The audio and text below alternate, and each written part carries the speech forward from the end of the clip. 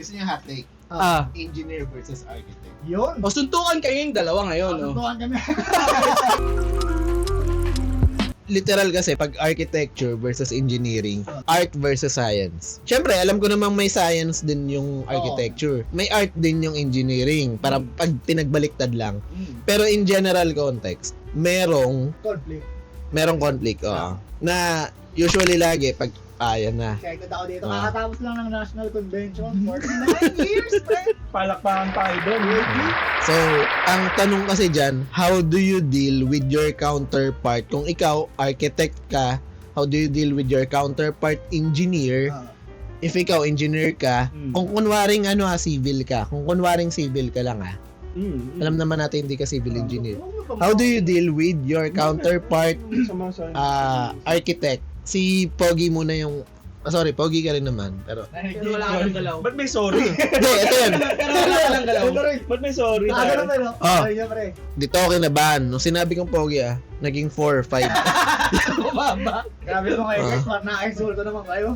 Hindi, ganito yan, pre. To give context, by profession, ako ay isang arkitektong Pilipino. Pero, ayun, by profession kasi architect ako. At si Migs, engineer naman by profession. Pero, hindi naman nag-overlap kasi talaga yung function. Ang pinaka-big issue dito is yung function ng isang architect at ng isang civil engineer. Ang history kasi behind that, nung, naalala pre, kailan ang World War? 1940s? Pa ako buhay nun. 1939 to 1940. Pero kailan na-involve ang Pilipinas? Kailan na-involve? 40s. 41. After Pearl Harbor, pre. Nung post-war kasi, pre. Post-war, ang Pilipinas ay meron lamang 300 something na architect. Nagkaroon ng bagong batas, yung RA 9266, na nagkaroon ng delineation between scope ng architect and civil engineer.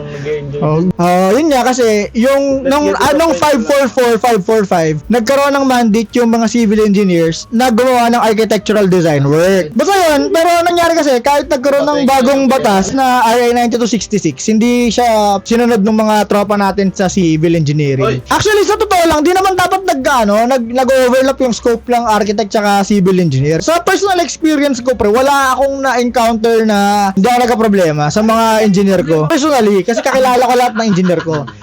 Ang pinakatatandaan nyo lang dyan, pare, ang architect naman palagi, merong term na parang Latin term siya, di ko lang maalala kung ano, pero ang translation niya is first among equals. Parang ganon, parang primo something pare. Primus inter pares. Pero yung primus inter pares, ang translation nun is first among equals. Ibig sabihin, lahat naman ng mga personnel na involved sa isang construction project, pantay-pantayan. Kaya lang naging prime ang architect kasi nagsisimula naman ng lahat sa pag-drawing ng plano. Ang pag-drawing kasi ng plano, dapat scope yan ng isang arkitekto, yung pag-design ng building. Ano yung na-foresee mo na magiging issue with civil engineer?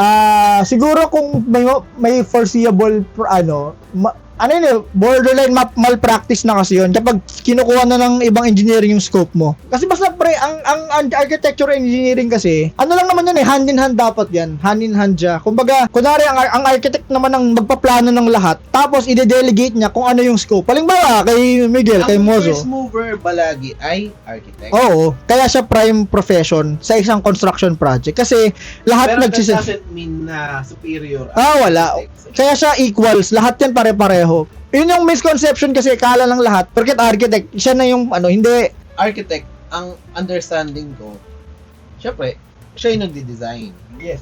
Ano mo i-describe sa akin in architect's POV? Ano ang isang civil engineer? Kunwari ako, nagpapagawa ng design nyo. Kasi ang civil engineer pare, ang bahay kasi, imagine natin siya na parang tao, katawan ng tao. Yung architecture Sana sa mga manyak dyan, pre. Hindi, pero imagine siya para tayong ang isang bahay, pre, parang tao. Ang civil engineering kasi, pre, or to be precise or more specific about it, yung structural engineering, siya ang nagde-design ng structural ng bahay.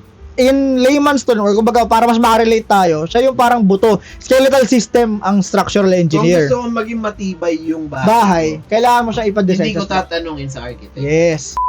Saan nag-overlap yung profession ng architect versus nung civil engineer?